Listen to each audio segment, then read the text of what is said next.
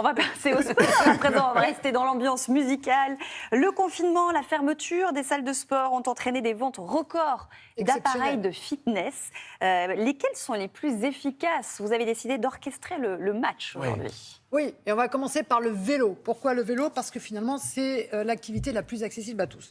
Si vous décidez de faire de l'activité, du fitness à la maison, le vélo, c'est vraiment ce qui vous apporte le plus de sécurité. Tout le monde peut monter sur un vélo. C'est pas mal quand on est sur le vélo. On ne peut pas avoir un mauvais geste. Donc ça, c'est le point positif. Deuxième point. Pardon ? C'est les points forts du vélo. Oui, c'est le point fort du vélo, c'est qu'on peut s'y mettre dès demain sans aucun problème. Deuxième chose, l'intérêt, c'est que c'est une activité portée, vous voyez, c'est la selle qui porte le poids de corps. Donc on a beaucoup moins de pression sur les genoux, sur les hanches et même sur le dos. Donc effectivement, comme par exemple quand on est en surpoids, eh bien, on protège un peu ses articulations. Enfin, troisième point, c'est un travail cardiovasculaire exceptionnel. Une étude publiée par le journal de l'Association américaine du cœur en 2016 a montré que la pratique régulière du vélo, 3-4 fois par semaine, eh bien, ça permettait de diminuer les risques d'obésité de 40%, le risque d'hypertension de 11% et le risque de diabète de 18%. C'est pour vous dire qu'au niveau de la santé, là, pas mal. On est bien. Oui, il y a quand même des points négatifs? Alors, les points négatifs, eh bien, travail des membres supérieurs, c'est pas terrible parce que finalement on pose ses bras sur le guidon, on travaille un peu pour tenir l'équilibre, mais il n'y a pas grand-chose. Quand on travaille les abdominaux quand même, quand on fait du vélo, contrairement à ce qu'on pourrait.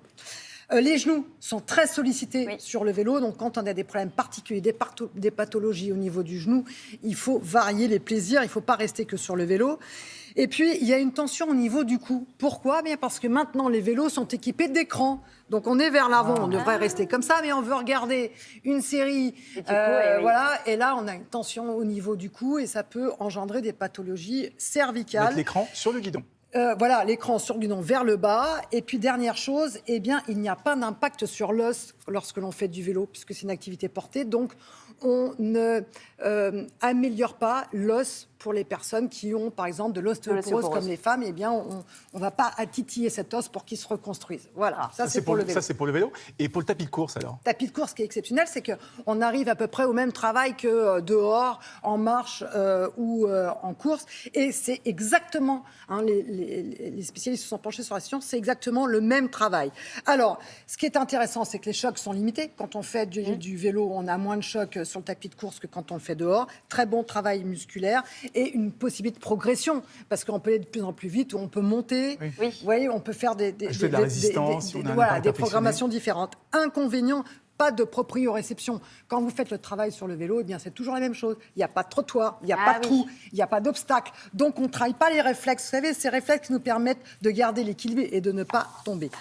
On garde le meilleur pour la suite. Le rameur ? Le rameur. C'est vraiment l'activité exceptionnelle, ce rameur. Pourquoi ? Parce qu'on travaille 86% des muscles du corps. On travaille presque tout le corps, sauf les obliques. Vous savez, ces muscles qui sont sur les côtés, qui permettent des rotations et des inflexions, des flexions au niveau du tronc. Là, on ne les travaille pas, mais on travaille tous les muscles du corps. Très grosse dépense énergétique quand on veut perdre du poids. Le rameur, c'est exceptionnel. Renforcement du dos, ce qu'on n'a pas autant sur les autres disciplines. Et renforcement des articulations du coude, du genou, des épaules. Ça a été montré. Le fait de faire du rameur, on protège ces articulations. Et puis, c'est une discipline portée, donc pas de traumatisme. On en parlera tout à l'heure un peu plus. Parce qu'il y a quelques inconvénients quand même sur ce rameur. Oui, on va voir ça tout à l'heure. Moi, j'aime bien cette idée de discipline portée. Moi, j'adore être porté. C'est beau, porté. C'est beaucoup plus léger, on flotte. Merci.